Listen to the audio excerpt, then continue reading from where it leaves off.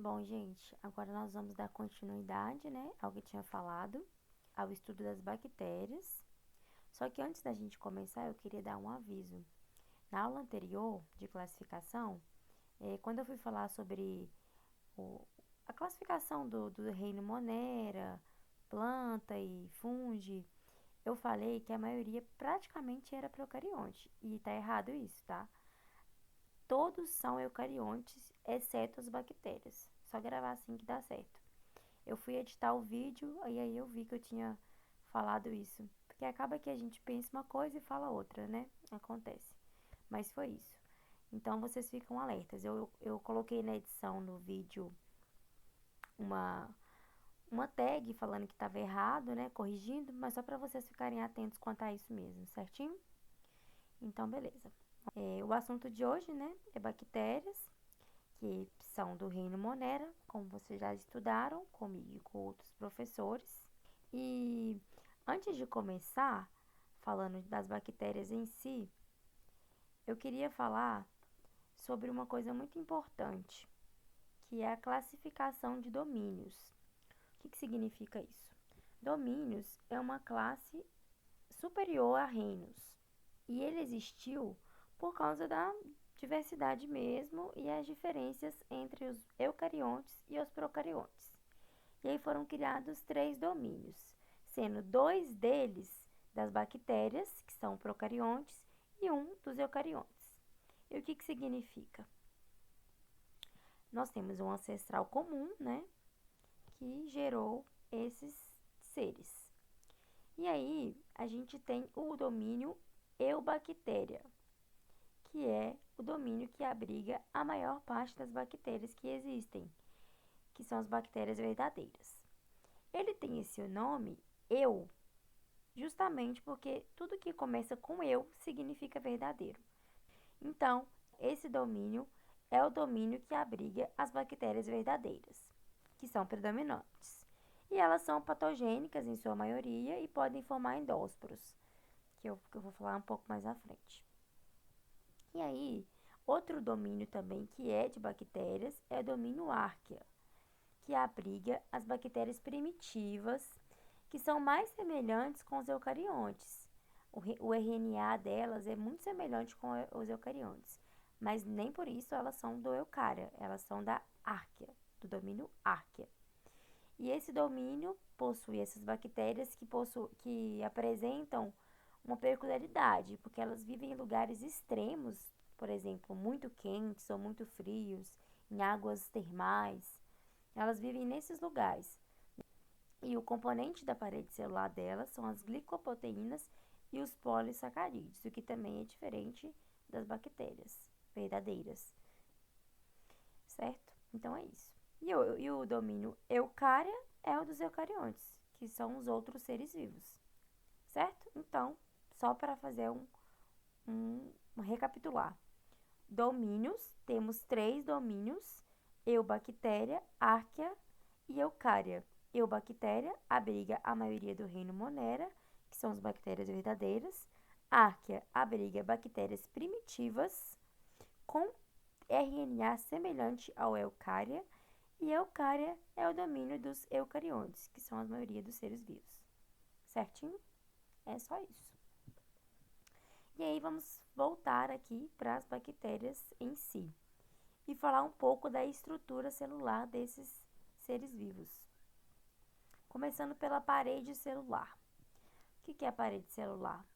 É uma estrutura, né, que fica do lado de fora da célula, da célula bacteriana, e é rígida e é constituída de peptidoglicano. E assim, vocês já estudaram, né? Eu acredito que vocês já estudaram sobre as estruturas celulares e sabem o papel da parede celular. Mas só relembrando, ela garante maior estabilidade mesmo para a bactéria, por exemplo, se colocar ela em um ambiente muito salino, para ela não desidratar, para a célula não sofrer lise. Então, a parede celular vai ajudar em tudo isso. E como vocês viram, olha, ela é constituída por peptidoglicano, que é diferente das arqueas, que eu acabei de falar no slide anterior. E aí, Também temos o mesossomo. O que é o mesossomo?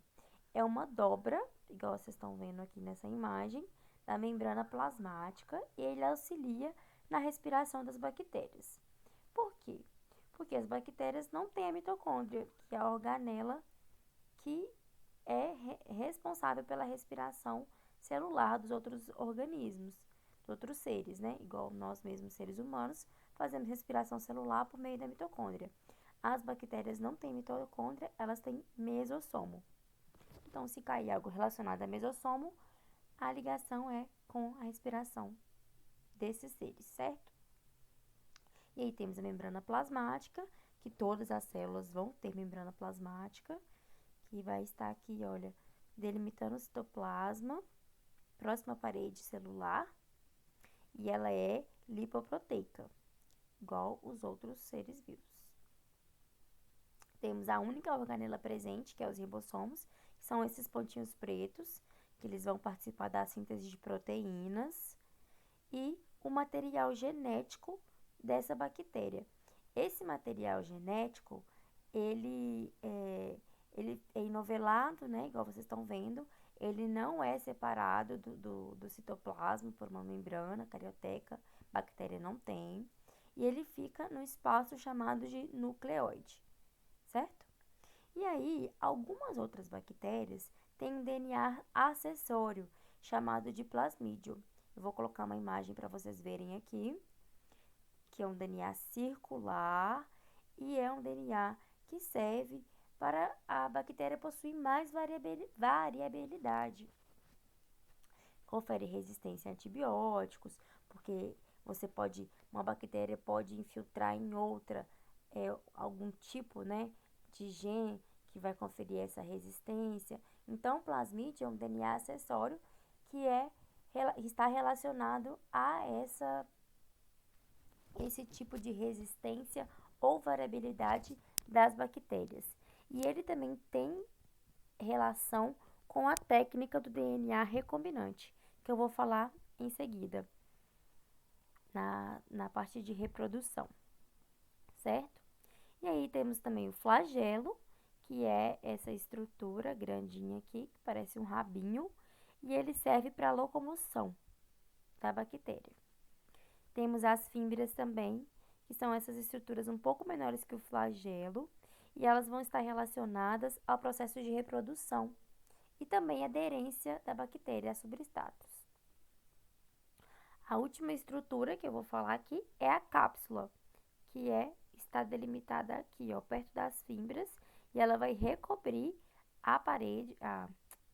ela vai recobrir a célula bacteriana e ela garante resistência também. Por exemplo, em um processo de fagocitose, né, que vai tentar matar a célula bacteriana, essa cápsula que é rígida e tem a sua constituição que garante essa rigidez, vai tentar impedir que ocorra a fagocitose e a célula seja degradada. Então, é uma capa de proteção e resistência. E aí, a gente tem também as formas celulares das bactérias. O que são isso? Formas, elas podem estar relacionadas às doenças. Por exemplo, quando eu falo de cólera, eu sei que a forma celular bacteriana que causa a cólera é um vibrião, que é esse daqui. Quando eu falo, lactobacilo, que é a bactéria que fica ali no leite, no iogurte, eu sei que é um bacilo que forma essa bactéria. Então, assim, são tipos celulares, né, morfologicamente, são tipos celulares, né, que têm uma forma X e que podem causar certas doenças quando eles estão acumulados, quando eles estão juntos. Ou seja, formam colônias, né, e podem causar doenças. E vou dar alguns exemplos para vocês. Por exemplo, eu tenho a forma cocos, que é essa bolinha. Tenho a forma bacilo, que é uma espiral, como vocês estão vendo aqui, bem tranquilo. Vibrião, que é uma vírgula, olha, bem formatinho de vírgula. e o espirilo, que é uma espiral. Não confundam vibrião com espirilo, tá? Porque o vibrião, olha, ele tem só essa voltinha assim. E o espirilo sempre vai parecer mais uma cobrinha, que é um espiral. Então, não confundam. E aí, quando essas formas se unem mais de uma, elas recebem outro nome.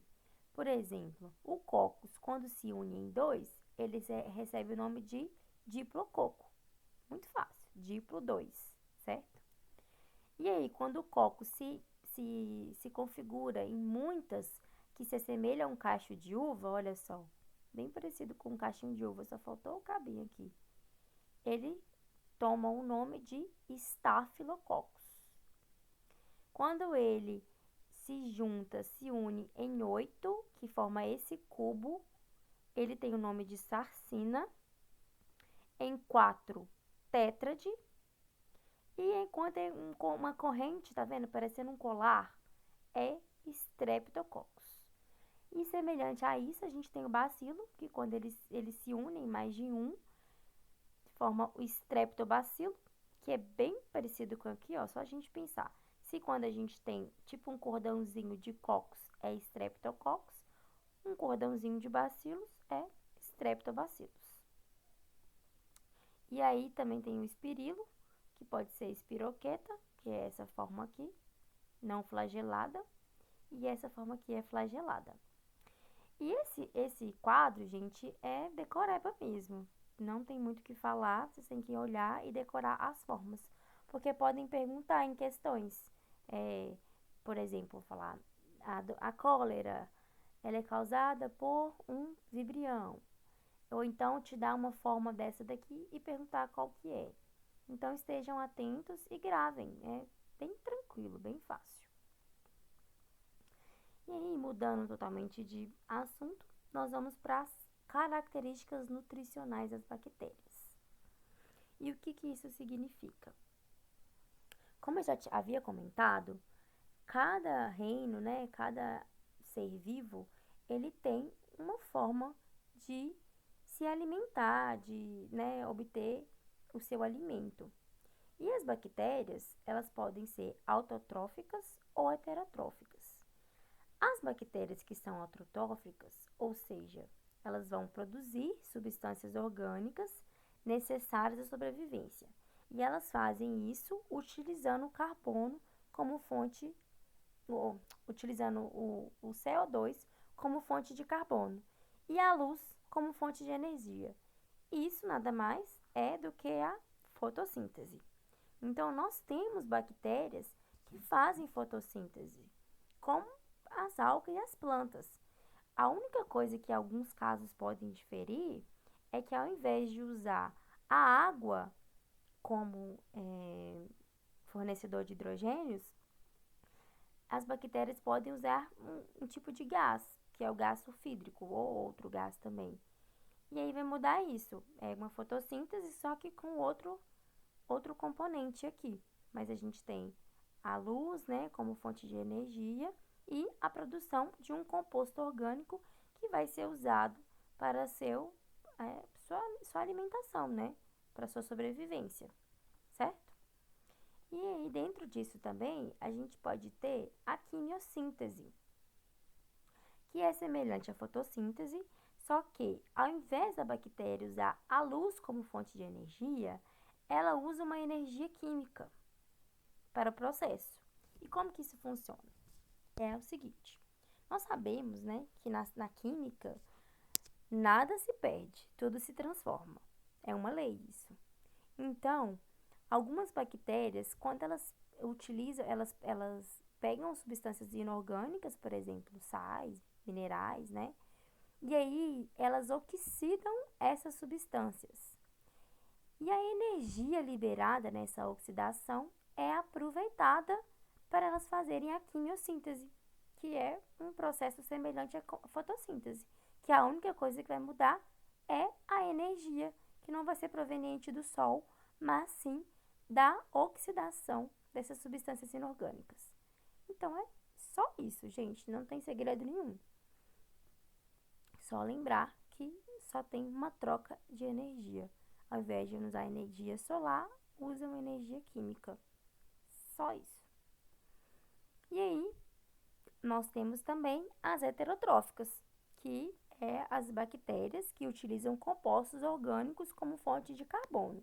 Por exemplo, elas vão pegar uma folha que está ali e vai decompor essa folha, restos de alimentos, ou então vão viver no nosso intestino, no intestino de um ruminante, como parasitas, né, que vai estar ali utilizando as nossas reservas para elas se alimentarem. Essas são as bactérias heterotróficas.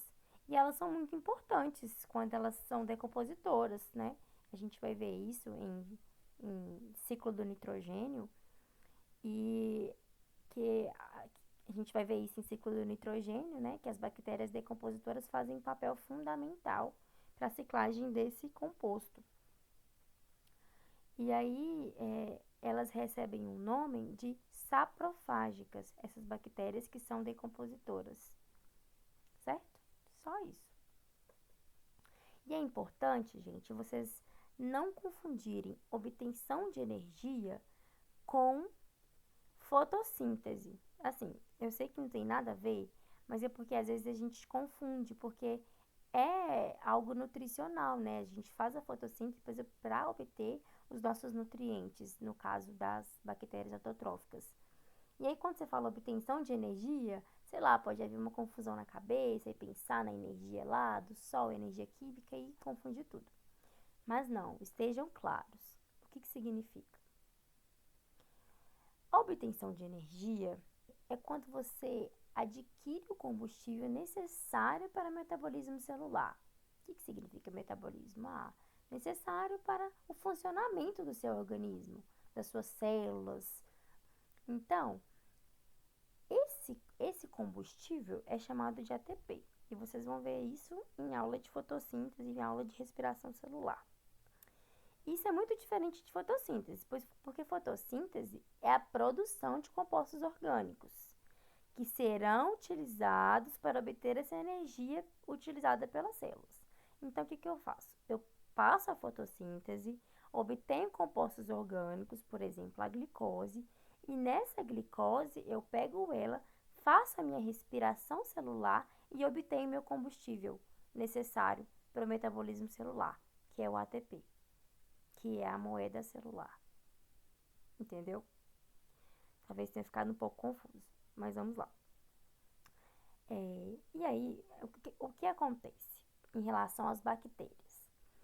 O tipo de obtenção de energia das bactérias pode ser anaeróbio, aeróbio, ou anaeróbio obrigatório, ou anaeróbio facultativo. E o que isso quer dizer? As anaeróbias obrigatórias, elas vivem em ausência de oxigênio e se tiver oxigênio, elas morrem. Então, a obtenção de energia delas não é pela respiração, é pela fermentação, certo? Então, elas fazem um tipo de obtenção de energia chamado de fermentação sem oxigênio. Elas não vivem na presença de oxigênio, de jeito nenhum. A única obtenção de energia delas é assim. Já as anaeróbias facultativas, elas podem fazer a respiração aeróbia, né, que é na presença de oxigênio, igual nós, seres humanos, fazemos, e também a fermentação. Então, elas são bem versáteis, o que é benéfico para elas, porque quando não tiver oxigênio presente, elas fazem a fermentação e vão sobreviver do mesmo jeito. Já as aeróbias, elas obtêm energia pelo processo de respiração na presença de oxigênio, igual nós seres humanos. Então, é só isso, gente. Obtenção de energia é feita por meio da respiração ou por meio da fermentação. E eu faço isso para eu produzir o ATP, que é o meu combustível celular, para eu manter as minhas células vivas e meu metabolismo, as minhas funções orgânicas ali existentes, que elas para eu manter tudo isso, né? Essa maquinaria celular ali produzindo o que eu preciso. E aí, nós vamos falar agora da reprodução das bactérias. E essa reprodução, ela pode ser assexuada. O que significa isso? Uma reprodução é chamada de sexuada quando a gente tem a fusão de dois gametas. E isso não acontece aqui. Então, por isso, ela recebe o nome de assexuada. E ela pode ser por bipartição ou cisparidade. E como que isso ocorre? Simplesmente a bactéria está lá, normal, vivendo na vidinha dela, e aí ela decide duplicar o seu DNA. Ela duplica seu material genético e aí, logo após, ela se divide e forma duas células gêmeas, que é o que eu coloquei aqui no desenho. Olha, duplicou o material genético, se dividiu, depois separou em duas células gêmeas, clones. Isso é muito importante gravar. Esse tipo de reprodução assexuada, ela não tem variabilidade genética. Por quê? Porque eu não estou tendo fusão de gametas, eu não estou tendo troca de genes, não estou tendo recombinação genética. Eu estou tendo ali só uma divisão do meu próprio gene, do meu próprio material genético. Então, a célula que foi formada vai ser idêntica à célula que era antigamente, a célula mãe, vamos chamar assim. São idênticos. E isso é muito importante para a gente, porque isso entra numa tecnologia que é muito utilizada e foi fundamental para alguns processos que hoje nós temos, alguns medicamentos, alguns hormônios, que é a chamada tecnologia do DNA recombinante. E isso daqui cai em prova, muito. Por quê? Porque é importante para a atualidade, o Enem gosta muito disso, né? E esse processo significa o seguinte: é quando você permite manipular genomas de organismos vivos de interesse. Por exemplo, eu tenho uma, um, um gene, né, da insulina, que é esse hormônio usado por diabéticos, né, que são insulina dependentes, que a população brasileira hoje tem muitas pessoas com essa doença, então é fundamental você ter um processo desse de produção de insulina. E aí você pega esse gene de insulina humano, você vai cortar com as enzimas específicas, vai colocar esse gene no DNA acessório da bactéria, que é no plasmídio. Você não coloca nesse gene aqui, nesse DNA aqui não, nesse material genético aqui não, você coloca no plasmídio, que é aquele DNA circular que eu já mostrei, mais na frente eu vou mostrar de novo. Você coloca ali no plasmídio e essa bactéria começa a reproduzir, fazer clones e, como consequência, produzir insulina, GH e uma série de compostos que são fundamentais no mundo de hoje. Então, essa técnica foi muito importante, foi uma descoberta muito legal, porque antigamente a gente usava insulina de porcos, a produção era feita no DNA dos porcos, então era incompatível. Então, quando você coloca um gene humano, a chance de ser incompatível é muito menor. Então, a qualidade é excepcional, certo? Então, estamos combinados. Então, se cair uma questão falando de tecnologia do DNA recombinante, vocês têm logo que pensar na reprodução assexuada no plasmídio, que é o DNA acessório circular, e nesse tipo de reprodução aqui, ó, bipartição ou cisparidade. Beleza? Então, é isso. E aí, a gente tem a esporulação. Não é um tipo de reprodução, mas como tem, né, uma divisão polar dos componentes celulares, ele entra nessa classe da matéria, né? O que é a esporulação? É quando a bactéria, ela quer ficar resistente ao ambiente. Por exemplo, ela está num ambiente que está muito quente e ela não tem resistência ao calor, ou está muito frio e ela não tem resistência ao frio, ou está em um ambiente que não é propício para a sua reprodução. O que ela faz? Ela pega o seu componente celular e meio que coloca ele em um lado favorável. Ela divide esse componente celular. Por exemplo, aqui, ó, o nucleoide está aqui e aí ela pegou o nucleoide e dividiu, tá vendo? Colocou ele em uma parte da célula aqui, no lado esquerdo da célula. E aí ela vai criando uma cápsula bem rígida, com a parede bacteriana, tá vendo? Olha como vai sendo formada, ela vai enovelando isso daqui e cria uma cápsula muito resistente, que sobrevive a qualquer tipo de ambiente. E ela fica ali, bem encolhidinha ali dentro, só esperando o momento propício para ela poder liberar o seu conteúdo e reproduzir. E isso acontece muito numa doença chamada botulismo. É esse tipo de endósporo aqui. Se libera quando está propício e causa o botulismo. E essa forma, né, bacteriana, ela só é morta com autoclave, que é um aparelho, né, que tem um grau elevadíssimo de temperatura e que aí desidrata e mata essa parede, essa forma aqui celular. Por isso que quando a gente vai fazer unha, né, é bom a gente saber se ali tem autoclave para poder esterilizar o alicate, porque pode ter endósporo bacteriano ali que poderia causar a gente doenças, né? Na unha, poderia causar problemas relacionados a isso. Então é isso, a esporulação nada mais é do que uma forma de resistência. E ela é resistente a calor, radiação e várias condições adversas do ambiente. Então, se falar de esporulação, endósporo é resistência. E aí nós temos agora a recombinação genética, que é um tipo de reprodução. Por que não é reprodução sexuada, Maísa? Por quê?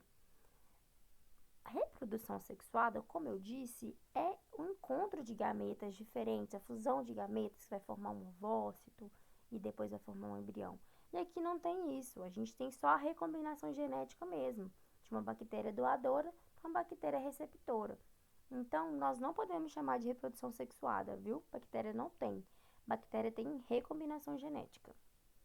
E a primeira delas é a conjugação. E como que ela ocorre? É basicamente o seguinte. Nós temos aqui o plasmídio apareceu, ó. Plasmídio novamente. Nós temos uma bactéria doadora, né? Que ela vai possuir o pili.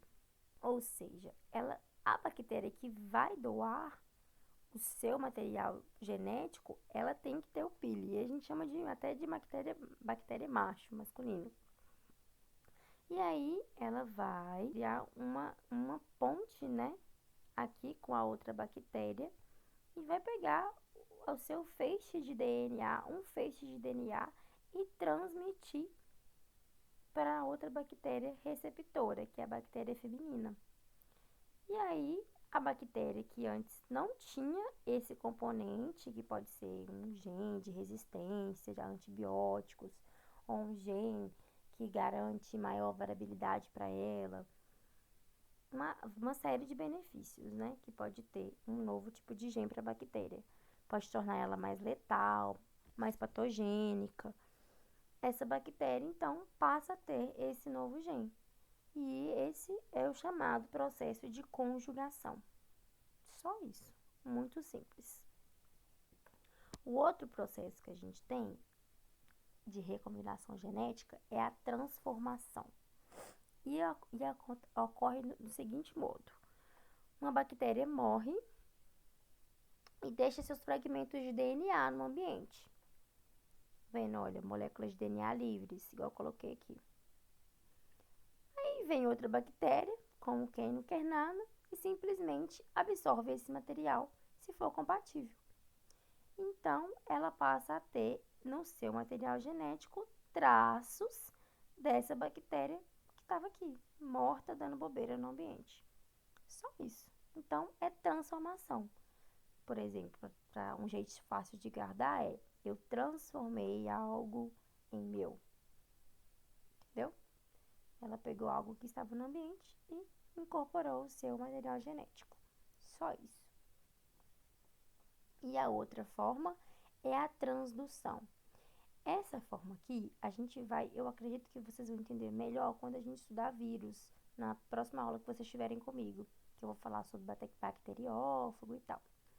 Mas explicando como que ocorre a transdução.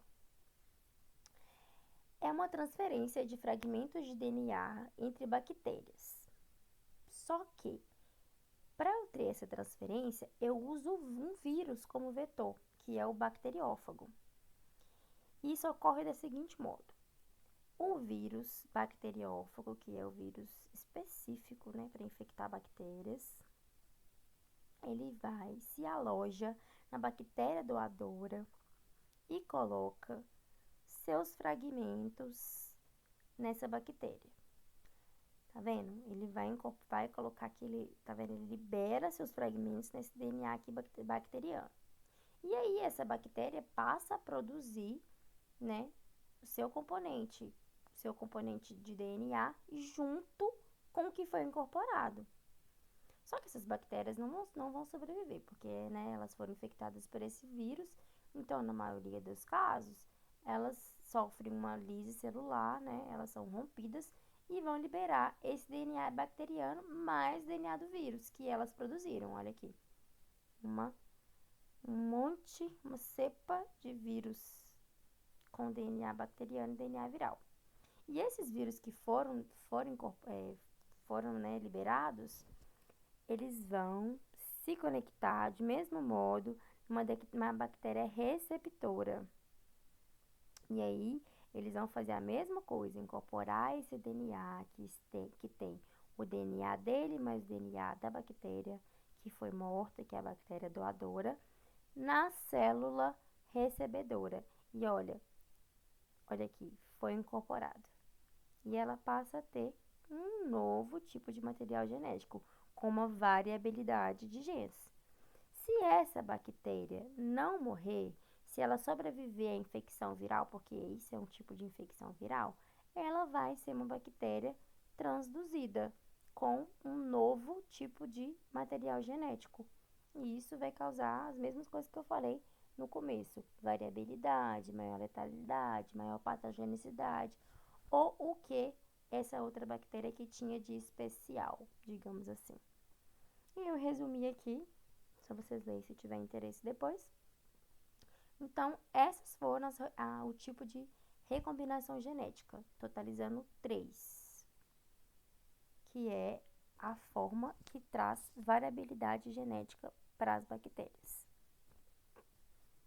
Nós vamos falar agora das importâncias das bactérias. Como já falei, né, já dei uma introduzida, as bactérias são muito importantes em alguns aspectos, principalmente no ciclo do nitrogênio. Por quê? O nitrogênio é um composto, né, o N2, muito importante para nós, porque as nossas proteínas, né, são feitas, possuem, né, nitrogênio na sua composição. Então, a gente precisa de nitrogênio para a vida, para tudo. Então, esse composto, essa molécula, né, ela não é obtida de forma espontânea no ambiente.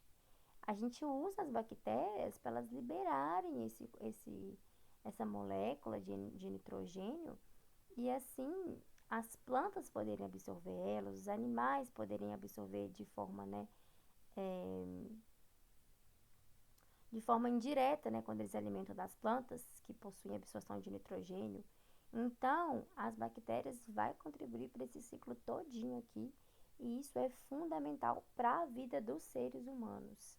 Isso daqui, gente, vai ser muito bem discutido e explicado na aula de nitrogênio, então eu não vou entrar muito em detalhes, mas saibam que elas são fundamentais para esse processo. Outra coisa que eu também já citei, né, é que elas fazem a reciclagem da matéria orgânica, elas decompõem, e isso é fundamental também porque elas ciclam a matéria. Então, a matéria que foi morta, ela vai voltar para o ambiente por meio das bactérias. E as plantas, né, que são produtoras, elas vão se alimentar disso que as bactérias disponibilizaram. Depois vai fazer a fotossíntese e liberar de novo para o ambiente, que nós vamos respirar. E isso vai virando um ciclo muito importante. Muito importante. Até coloquei aqui uma figura para vocês, para ilustrar melhor isso. E esse processo de decomposição vai fertilizar o solo, que vai ajudar no crescimento das plantas, né, no crescimento às vezes na alimentação de alguns animais. Então, as bactérias são fundamentais ecologicamente, além de auxiliarem na digestão de ruminantes, por exemplo, os animais, né, bovinos e equinos, eles se alimentam de folhas, né, que é feito por celulose, e eles só conseguem degradar a celulose por causa das bactérias, que elas auxiliam ali, fazem o papel da enzima que eles não possuem de degradação de celulose. Então, elas estão diretamente vinculadas ao processo de digestão desses animais. Muito legal, né? E tem a importância também industrial. Vocês já devem ter ouvido falar muito no Botox, né? E é um tipo de toxina, o Botox. E essa toxina, ela paralisa os músculos, por isso que as pessoas não conseguem enrugar mais a testa, né? Fica esticadinho tudo ali, porque o músculo é paralisado momentaneamente, não é para sempre. Então você aplica ali o Botox, que é a toxina botulínica, no local desejado, e essa toxina vai paralisar o seu músculo. E isso é difundido demais hoje na beleza, né? No setor de beleza, de estética. Então, a bactéria aí rendendo lucro para as pessoas industrialmente. Além do que eu já falei, que ela vai auxiliar na produção de insulina, de GH, que é o hormônio do crescimento, pela técnica do DNA recombinante. E aqui eu coloquei uma figura que mostra direitinho como que isso é feito, olha. Igual eu já expliquei, o gene humano da insulina, aí você pega o plasmídio vetor, né, que é o DNA, ó, que é o material genético, né, DNA circular da bactéria. E aí você vai incorporar por meio de enzimas certas, e isso vai gerar uma bactéria com esse novo gene que você incorporou. E ela vai produzir o composto que você deseja, que no caso é a insulina. Então aqui tem tudo bem explicadinho, muito legal, gente. É uma descoberta assim, um passo importantíssimo para a ciência e para a área da saúde, né? E também temos a importância relacionada à fermentação láctica, que é aquele iogurtinho que você toma que tem lactobacilos vivos, que nada mais é do que bactérias em forma de bacilo, que são muito importantes para a digestão, elas auxiliam no seu trânsito intestinal, por isso que alguns iogurtes, né, acho que talvez aquele Activia também tenha, então ela vai auxiliar nessa questão. Agora, vamos falar da parte pior, que são as principais doenças que esses seres causam, que não são poucas. Aqui eu vou falar, galera, não todas as doenças que as bactérias causam, porque são muitas. Então eu peço encarecidamente que vocês peguem a apostila, peguem o livro ou a fonte de consulta que vocês tiverem e estudem todas as doenças causadas por bactérias. Porque cai, gente, cai muito. E eu coloquei aqui as que eu acho que são mais fundamentais e que tem mais frequência, né, nos vestibulares. Então, vamos começar pela tuberculose. Muito famosa, uma doença muito antiga, que é causada pelo bacilo de Koch. Todas as formas bacterianas, a estrutura, né, eu coloquei em negrito para vocês decorarem. E o nome dela é Mycobacterium tuberculosis. Essa doença, né, ela ataca o pulmão e provoca tosses constantes com secreção de muco e às vezes até sangue. Ela é transmitida pela via aérea, que isso quer dizer? Pelo ar, né? Gotículas contendo, né, essa forma bacteriana. Por exemplo, uma pessoa tosse, uma pessoa espirra, se você estiver perto, você pode ser contaminado dessa forma.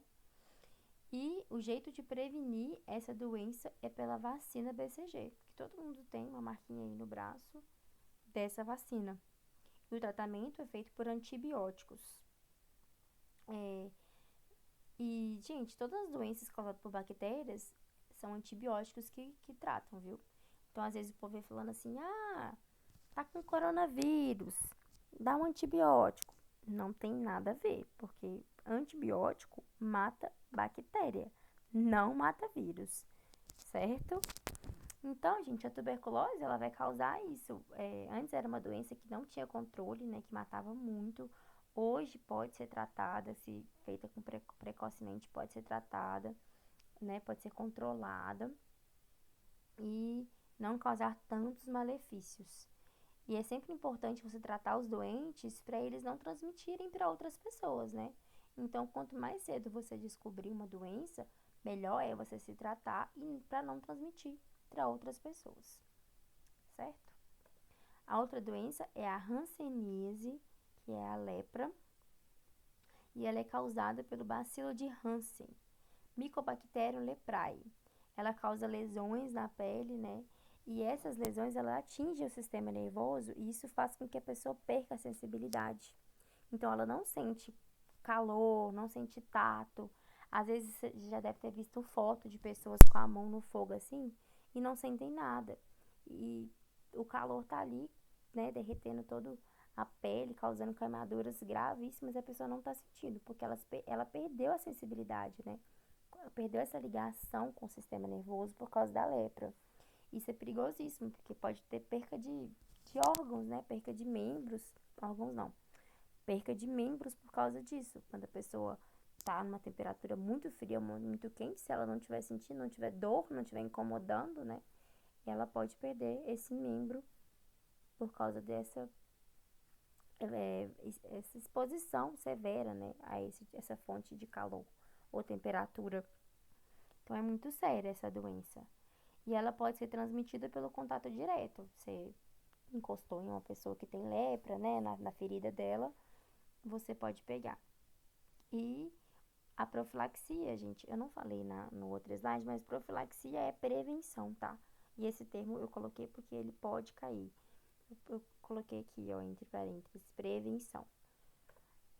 A profilaxia da hanseníase, né, é o tratamento dos doentes, é a melhor forma de tratar. Infelizmente, não tem uma vacina, não tem algo que possa ser mais eficaz. O jeito certo é tratar os doentes para eles não transmitirem essa doença e é feito por meio de antibióticos. A outra doença é a coqueluche, causada pela bactéria Bordetella pertussis, e ela provoca uma tosse muito estranha com um som como se fosse uma pessoa estivesse gritando, sabe? Aquela tosse bem escandalosa mesmo. E a tosse é seca. Então, ela difere da tuberculose por isso, porque não tem secreção nessa tosse. É uma tosse seca. E ela é transmitida também por via aérea, como eu falei, da tuberculose. Tem vacina, graças a Deus. E o tratamento é feito por antibióticos. E ela vai estar implantada no pulmão, vai causar problemas respiratórios, provavelmente. E como consequência a tosse. Então, esses são os sintomas, né, e as características da coqueluche. E a próxima doença é o tétano, uma doença muito famosa também, que sempre cai. E ela é causada pelo Bacilo Clostridium tetani. E é uma bactéria anaeróbia obrigatória, ou seja, ela sobrevive em ambientes que não têm presença de oxigênio. E ela provoca uma rigidez muscular muito grande, a pessoa começa a se mexer, ter contrações involuntárias. E quando a pessoa tem contato com a luz, ela faz isso daqui, ó. Ela fica nessa posição horrível, de tão terrível que é, involuntariamente. E às vezes ela pode levar à morte, porque se causar uma contração da musculatura das vias aéreas, essa pessoa pode ficar asfixiada e morrer por causa do tétano. Então, é uma doença que tem que ser tratada com antecedência. E a transmissão dela ocorre por ferimentos. Por exemplo, você se fere com um prego enferrujado, com um caco de vidro que não está limpo, com qualquer objeto que esteja contaminado pelo teto, pela Clostridium tetani. E isso vai proliferar ali, né, a bactéria no seu ferimento e causar essa doença. E ela pode ser transmitida também pelo cordão umbilical. porque quando ele não é cortado com um objeto esterilizado, né, com bisturi esterilizado, pode causar o tétano, mas isso daí, né, é bem difícil, né, porque os hospitais é bem rigoroso em relação a isso. Nós temos, e nós temos a vacina, né, contra o tétano, graças a Deus também. Então, a gente tem essa prevenção. E o tratamento do doente, assim que, por exemplo, você se cortou hoje com tétano, é importante ir para o hospital menos de um dia e logo para ir para verificar, se você não tiver tomado a vacina, tomar o soro antitetânico e fazer o tratamento. O tratamento é feito com antibióticos também.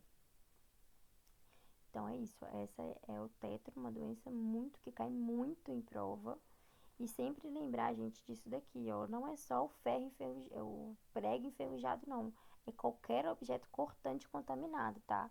Que pode estar ali numa poeira, numa sujeira, com fezes de animais.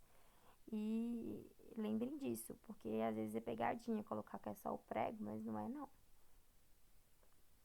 Outra doença é a meningite, que é causada pela bactéria meningococo. Olha só, a fórmula coco. E ela inflama as meninges. Meninge são membranas que protegem o sistema nervoso central. Então, elas são 3 membranas que a gente tem aqui depois do nosso crânio, né? E elas vão proteger o sistema nervoso. E quando elas são acometidas, né, pela meningite, né, pelo meningococo, ela provoca febre altíssima, dores intensas na cabeça e no pescoço, e a pessoa não consegue movimentar o queixo até o peito, até o peitoral. Esse é um dos sintomas que são até testados no hospital, quando você chega com, né, tendo febre e, e dá o seu relato, né, eles mandam você fazer esse movimento. Se você não conseguir, com certeza deve ser meningite. E E ela é uma doença muito séria que pode causar sequelas gravíssimas ao enfermo, se não tratada. Ela pode causar surdez, pode causar problemas neurológicos e pode levar à morte também. A transmissão da meningite é por vias aéreas e infecções também. Por exemplo, se teve uma infecção, eu já vi casos de pessoas que espremem espinha e acontece de contrair a meningite, porque você fica ali exposto, né? Aquela área por bactérias, pelo no ambiente, que não é um ambiente limpo. E aí pode causar meningite, porque sua mão vai estar suja também. Você vai estar ali espremendo, você pode levar alguma bactéria pra dentro ali e causar meningite. Então é muito sério, doença muito séria. Mas, felizmente, a gente tem vacina para ela e o tratamento do doente com antibióticos. A outra doença é a leptospirose, que despenca em prova também. Ela é causada pela Leptospira interrogans. Ela vai provocar febre muito alta, calafrios, dor nas articulações e vômitos. Essa doença, gente, ela é transmitida quando você tem contato com fezes com água contaminada, com fezes de ratos, cães, gatos, mas a maioria é ratos, tá? E sempre que vocês ouvirem falar uma questão que começa falando de enchentes, período de enchentes, aí eles contam uma historinha, sempre vai ser leptospirose, porque acontece muito nesse período. Porque, por exemplo, o rato foi lá, fez xixi no esgoto, né, ou outro animal contaminado. E aí, quando tem enchente, aquela água volta toda. E se a pessoa estiver andando ali na rua, descalço, né, ou então de chinelo, e tiver com algum ferimento na unha, no pé, alguma parte do corpo, ela vai pegar a leptospirose. E, e ela pode ser a profilaxia, né, a prevenção dessa doença, é o saneamento básico e evitar o contágio mesmo, você sempre se prevenir. Em época chuvosa, sair com o sapato fechado, evitar andar de chinelo e ter esse cuidado, né, em relação à água contaminada. E o tratamento é feito com antibiótico, igual as outras doenças causadas por bactérias. Então, gente, sempre que vocês ouvirem falar de leptospirose, lembrem disso das enchentes, porque eles sempre relacionam. E outra curiosidade é que essa doença, quando ela não é tratada de forma, né, bem rápida, ela pode causar complicações renais e hepáticas, ou seja, nos rins, né, e no fígado. Outra doença que cai muito é a cólera, e ela é causada pelo vibrião colérico, Vibrio cholerae, que eu já havia falado, né, quando eu falei de vibrião. Isso aqui sempre cai, gente, perguntando qual que é a forma celular da cólera. Sempre cai, então decore. E ela vai provocar dores muito fortes abdominais, vômito, diarreia. É como se você tivesse com uma infecção intestinal mesmo, sabe? Só que bem severa. E ela é transmitida por meio da ingestão de água e alimentos contaminados. Então, quando você não lava uma fruta bem, quando você toma uma água de procedência, né, duvidosa, por exemplo, igual aqui esse cara, ele tá tomando uma água de um rio que ele nem sabe se é limpa, se não é, e provavelmente não é, porque animais podem fazer suas necessidades, né, na beira de rio, né, e tem lugares que jogam esgoto na beira de rio. Então é muito, muito inadequado essa prática que ele está fazendo aqui. E a profilaxia é o saneamento básico e a higiene, né? Manter sempre, né, alimentos higienizados, alimentos crus, lavar, tomar cuidado na hora de ingerir água. Se a sua cidade não tiver saneamento básico, sempre ferver a água antes de ingerir. Esses são os cuidados básicos. E o tratamento é feito com antibiótico e ingestão de fluidos, né? Soro. Quando a pessoa tem uma cólera muito severa, ela tem diarreia, né? Forte, vômito. Então, isso causa desidratação. Então, ela precisa ingerir fluidos para reidratar. E aí, temos também uma queridíssima de vestibular, que é o botulismo. E ela é causada pelo bacilo da bactéria Clostridium botulinum. E essa toxina, ela é liberada em alimentos contaminados. E ela provoca diarreia, vômito, fraqueza e até paralisia muscular quando não tratada. Porque, né, a toxina botulínica, né, o botox, ele é feito para paralisar o músculo. Então, se você come um alimento que está contaminado pela toxina e você não trata, né, com antecedência, pode causar uma paralisia.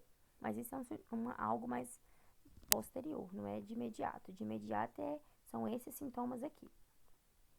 E ela é transmitida por água e alimentos contaminados.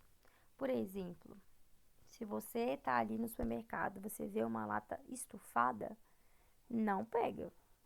Provavelmente ela está contaminada pela toxina botulínica e vai te causar botulismo. Ou então,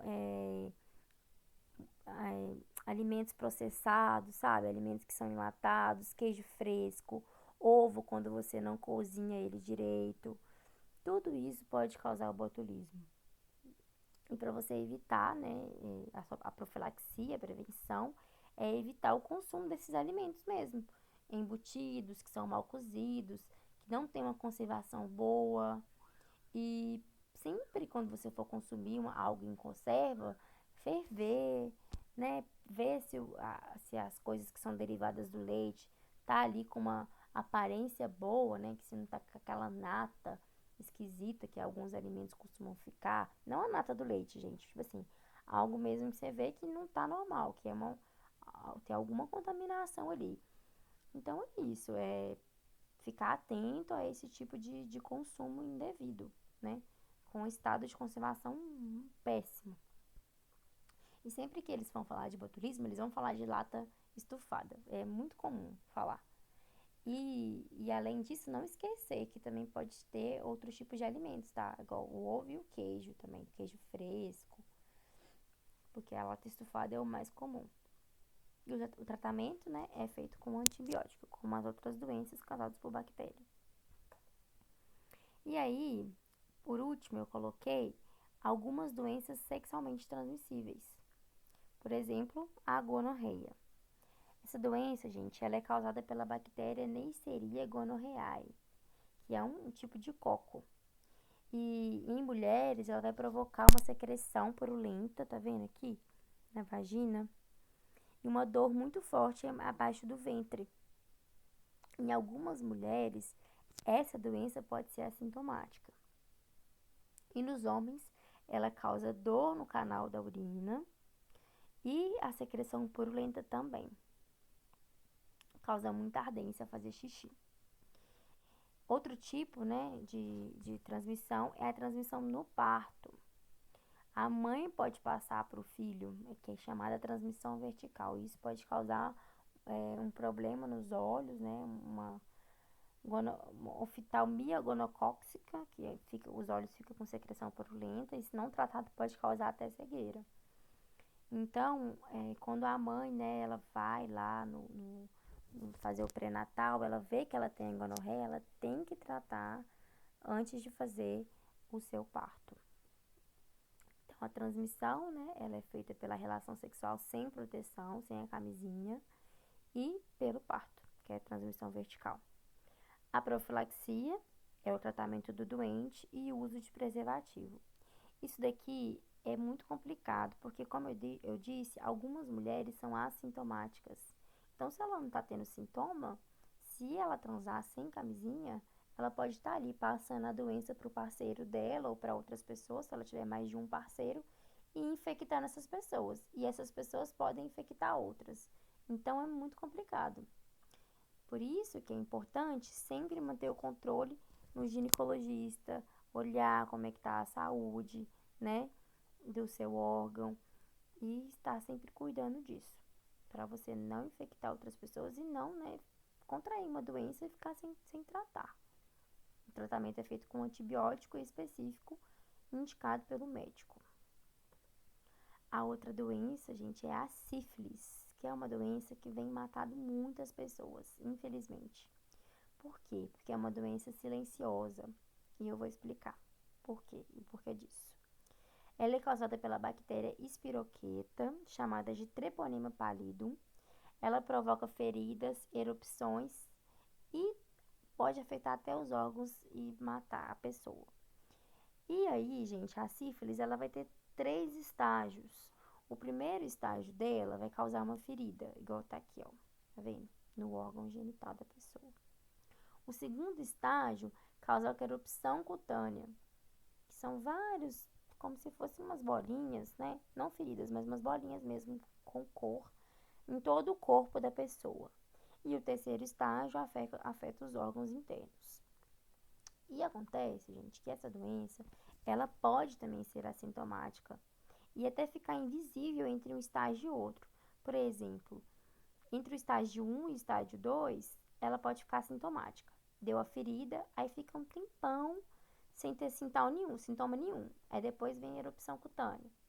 Aí depois ela pode ficar até 40 anos sem manifestar nada, já vem com tudo, afetando os órgãos e levando a pessoa à morte. Então é uma doença muito perigosa, porque por ela ser assintomática em alguns estágios, a pessoa acha que curou, que foi algo só momentâneo e não trata, e não vai ao médico tratar, não vai ao médico averiguar. E pode estar passando para outras pessoas. E se não tratar, né, com antecedência, pode causar severidades, pode levar à morte. Então é muito sério. A sífilis hoje em dia tem matado na proporção parecida com a AIDS, para vocês terem noção do quão sério que é. Justamente por ser assintomática.